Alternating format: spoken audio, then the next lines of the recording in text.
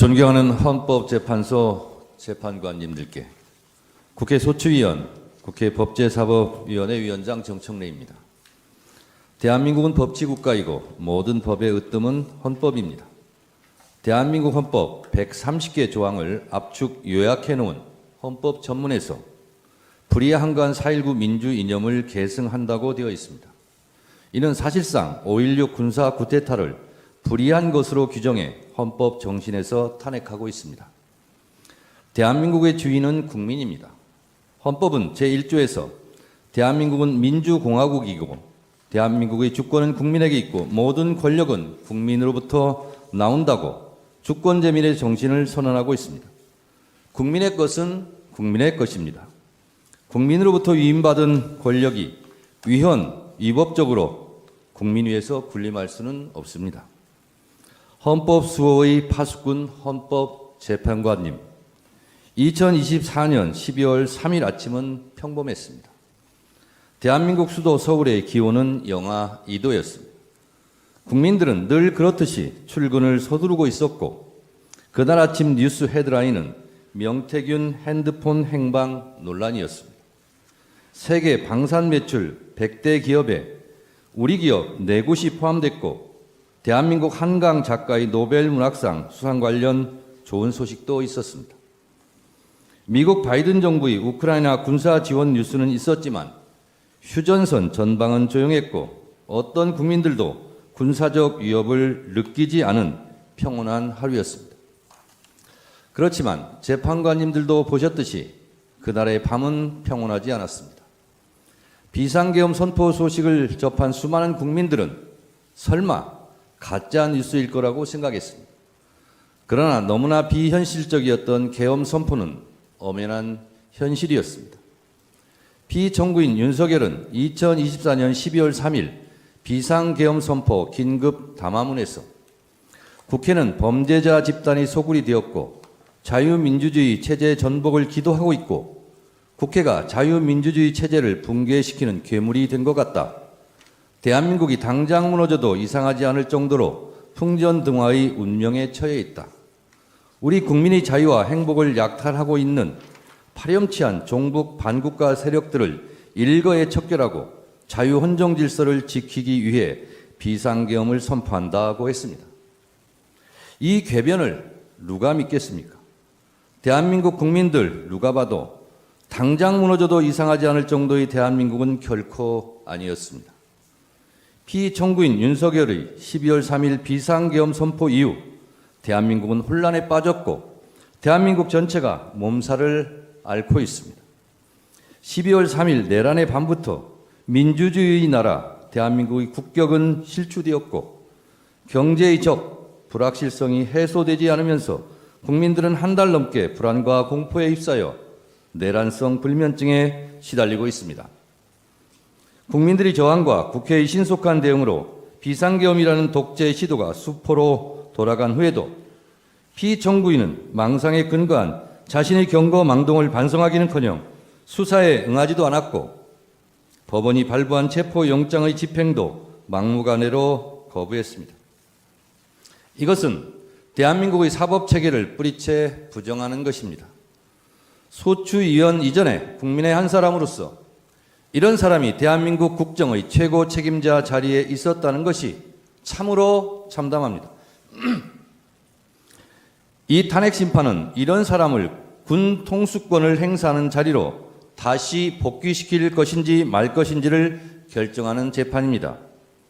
그 결론이 어떠해야 하는지는 너무도 자명합니다만 피청구인의 폭거로 빚어진 국가적 혼란 상태가 하루빨리 종식되어야 하므로 신속한 심리를 간곡히 요청드립니다. 헌법 수호 최후의 보루이신 헌법재판관님, 대한민국 국가 경쟁력은 바로 국민입니다. 국민들은 위대합니다.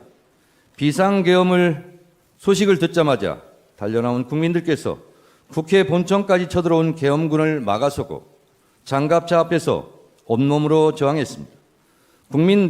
국민들이 국회의원들이 본청 출입을 도왔습니다.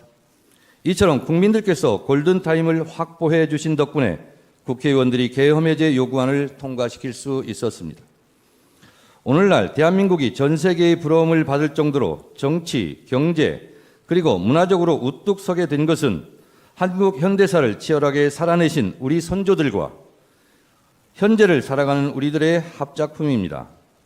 이토록 자랑스러운 대한민국을 하루아침에 전 세계 웃음거리로 만든 것이 피청구인의 비상계엄 선포였습니다. 그러나 민주주의를 지켜내려는 국민들의 열망으로 피청구인의 독재 기도를 막아낼 수 있었고, 세계는 다시 대한민국 민주주의의 놀라운 회복력에 주목하고 있습니다. 이 모든 것이 국민들 덕분입니다. 국민 여러분들께 진심으로 감사드립니다. 존경하는 헌법재판관님, 피청구인은 헌법 제69조에 따라 나는 헌법을 준수하고 국가를 보위하겠다는 선서를 하고 대통령에 취임했습니다. 그러나 피청구인은 헌법을 수호하기는커녕 헌법을 유린했습니다. 대한민국의 헌법과 민주적 시스템을 송두리째 무너뜨리려 했던 피청구인 윤석열을 왜 파면해야 하는지 그 이유를 말씀드리겠습니다. 첫째, 피청구인 윤석열은 계엄의 조건을 위반했습니다.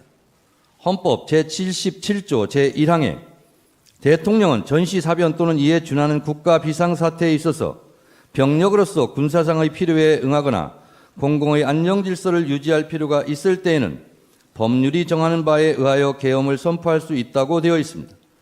대한민국은 전시 상황도 국가 비상사태도 아니었고 병력으로서 공공의 안정질서를 유지할 만큼 혼란도 없었습니다. 같은 내용을 규정하고 있는 계엄법 제2조 2항도 동시에 위반했습니다. 둘째, 피청구인 윤석열은 계엄 선포의 절차를 위반했습니다. 계엄법 제2조 제5항은 대통령이 계엄을 선포한 때는 국무회의의 심의를 거쳐야 한다. 제6항, 국방부 장관 또는 행정안전부 장관은 국무총리를 거쳐 대통령에게 계엄의 선포를 건의할 수 있다고 되어 있고, 헌법 제82조는 대통령의 국법상 행위는 문서로서 하며 이 문서에는 국무총리와 관계 국무위원이 부서한다. 군사에 관한 것도 또한 같다고 되어 있습니다. 현재까지 국무위원들의 증언에 따르면 형식과 절차에 따른 정상적인 국무회의는 없었고 현재로서는 국무회의 문서도 부존재해 보입니다. 이처럼 피청구인이 선포한 비상계엄은 내용에 앞서 절차 면에서도 전혀 헌법과 계엄법을 따르지 않았습니다.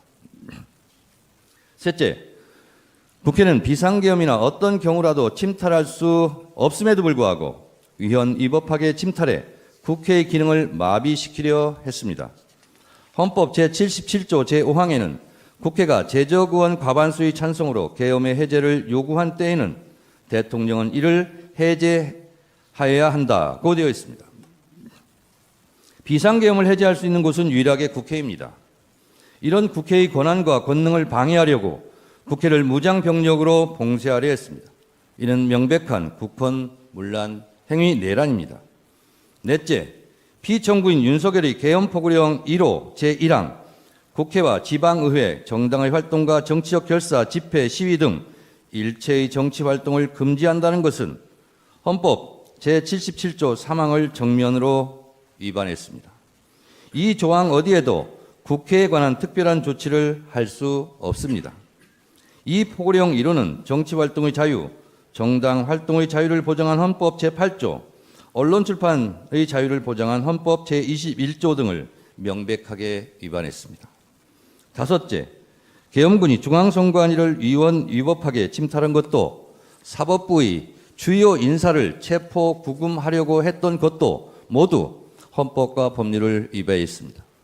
이는 헌법 제77조 제3항, 형법 제91조, 헌법 제114조를 명백히 위반했고 헌법 제105조, 제106조에서 규정한 사법권의 독립에 정면으로 위반했을 뿐만 아니라 헌법의 삼권 분립 정신에도 위배된다 할 것입니다. 이 밖에도 피청구인 윤석열은 12.3 내란 사태 이후 법관이 발부한 체포영장마저 거부하였고 극히 일부 지지자들에게 기대어 국가 혼란을 부추기고 있고 부정선거라는 망상에 사로잡혀 있습니다. 대통령 관저 농성전 때문에 일촉즉발 무력 충돌 사태까지 염려될 지경이었습니다. 체포되는 순간까지 사법체계를 불인정했습니다. 피청구인 윤석열이 수사기관에 저항하는 것을 보면 헌법 수호 의지가 손톱만큼도 없습니다. 만에 하나 탄핵이 기각되어 피청구인이 다시 대통령직에 복직하면 또다시 제2의 비상계엄을 저지를지 모른다는 의심을 받기에 충분한 언행을 계속하고 있습니다. 피청구인 윤석열은 지금도 비상계엄이 고도의 통치 행위로서 사법심사의 대상이 아니라는 철진한 이론에 기대어 반성과 성찰을 거부하고 있습니다. 피청구인 윤석열은 아직도 자신이 무슨 잘못을 했는지 모르고 있을 뿐만 아니라 계엄과 독재 시도를 정당화시키려는 궤변을 늘어놓고 있습니다. 그를 파면함으로써 하루빨리 대한민국을 정상으로 돌려놓아야 합니다. 위헌 위법한 비상계엄을 선포하여 피로써 지켜온 헌법을 총칼로 파괴하려 했던 피청구인 윤석열을 파면함으로써 얻을 헌법 수호의 이익이 여타의 손실보다 압도적으로 크다 할 것입니다.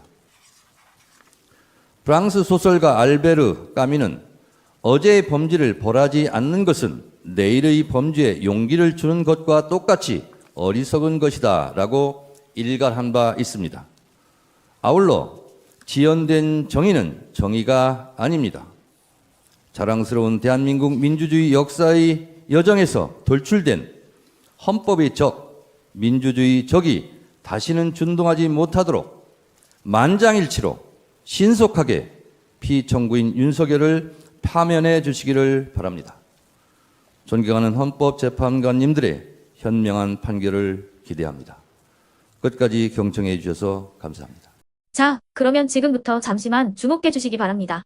제가 구독자분들을 위해서 선물 하나를 준비했는데요. 제가 항상 여러분들께 드리는 말씀이 있습니다.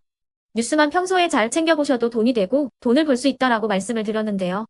여러분들은 여기 보시는 삼성전자 뉴스를 보고 어떤 생각이 드세요? 아니면 정치인들의 뉴스, 날씨 뉴스를 보고는 어떤 생각이 드시나요? 그냥 뉴스만 보고 끝내는지 아니면 이 뉴스를 어떻게 이용할 수 있는지 이 부분을 고민하고 계시는지를 되물어보고 싶습니다. 그 이유가 뭐냐 하면 제가 지난번에 여러분들께 뭐라고 말씀을 드렸었죠? 지금은 반도체 섹터를 눈여겨보셔야 한다고 말씀드렸습니다. 그리고 나서 이런 썸네일들 뉴스를 통해서 많이 보셨을 겁니다. 반도체 내용이 이슈가 됐을 때 부자들은 어떻게 생각한다? 반도체 관련주들은 뭐가 있는지, 어떤 종목이 가장 좋은지, 어디에 투자해야 돈이 몰리는지 자연스럽게 생각한다고 제가 말씀을 드렸죠. 그 이유가 뭐냐 하면 부자들이 봤을 때는 이슈가 곧 돈으로 이어지고 그 이슈가 나에게 돈을 벌어준다는 경험적 확신이 있기 때문에 부자들은 항상 이런 사회적 이슈를 관심 있게 챙겨본다고 제가 말씀을 드렸습니다. 이번에도 마찬가지인데요. 제가 지난번에 시청자분들과 함께하는 주식으로 수익 내기 이벤트를 진행했었죠. 당연히 100% 무료로 진행을 했었고요. 여기 보시면 아시겠지만 제가 지난번에도 구독이라고 보내주신 모든 시청자분들께 반도체 관련주 중에 가장 크게 급등할 딱 한 종목, 많은 종목도 아니라 한미반도체 한 종목을 여러분들께 추천드렸어요. 그러면서 여기 나와 있는 대로 정확히 얼마에 매수해야 하는지, 그리고 수익률이 어느 정도 나왔을 때 팔아야 하는지를 이런 부분들까지 여러분들에게 정확히 알려드렸었는데 지금 실제로 어떻게 되었다? 오른쪽을 보시면 아시겠지만 제가 지난번 문자 발송으로 이 한미반도체를 소개해드리고 나서 실제로 이렇게 5배 이상 어마무시한 상승이 나왔습니다. 100만 원만 투자를 했어도 무려 500만 원이 넘는 수익금이 생긴 거죠. 그래서 당시에도 굉장히 많은 분들이 제가 드린 이 한미반도체로 수익을 내실 수가 있으셨을 텐데요. 다시 한번 축하드린다고 말씀을 드리겠고 이번에도 마찬가지입니다. 앞으로도 2024년, 2025년 계속해서 기대해볼 섹터는 AI입니다. 그 중에서도 AI 반도체는 그 누구도 부정할 수 없는 미래 성장 산업입니다. 그러면 우리가 어떻게 생각해 볼 수 있을까요? AI 반도체 종목 중에 앞으로 크게 대장 역할을 하면서 10배 이상 급등할 수 있는 텐베고 종목을 지금부터 열심히 추적해야 한다는 겁니다.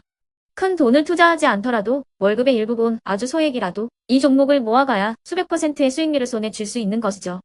지금 여러분이 보고 계시는 이 유튜브 또한 AI 반도체와 아주 밀접한 연관이 있고 반도체야말로 대한민국의 핵심 산업으로 앞으로 더더욱 시장은 성장할 수밖에 없습니다. 그렇기 때문에 제가 이번에도 뭘 보내드리고 있냐면 지난번과 똑같이 구독이라는 문자를 보내주시면 제가 AI 반도체 관련주 중에 앞으로 대장주 역할을 하면서 주가가 가장 크게 급등할 한 종목을 여러분들께 문자 발송으로 종목명과 사고 파는 시점을 모두 알려드릴 건데요. 그 문자를 받고 여러분들이 주식으로 돈 버는 연습을 한번 해보셨으면 좋겠고요. 혹시라도 나는 주식을 하지 않는다 하시는 분들은 주변에 주식하시는 지인분들에게 말씀을 해주셔도 되고요.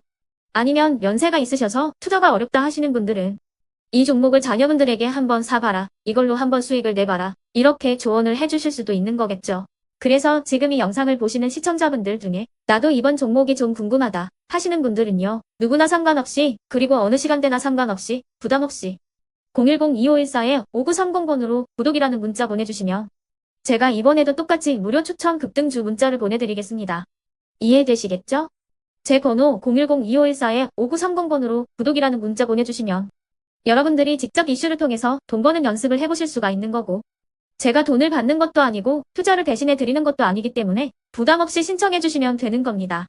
그리고 수익이 나면 저는 다른 것은 하나도 바라지 않습니다. 제 채널에 구독, 좋아요 한 번씩만 눌러주시라 이렇게 다시 한번 말씀을 드리겠습니다.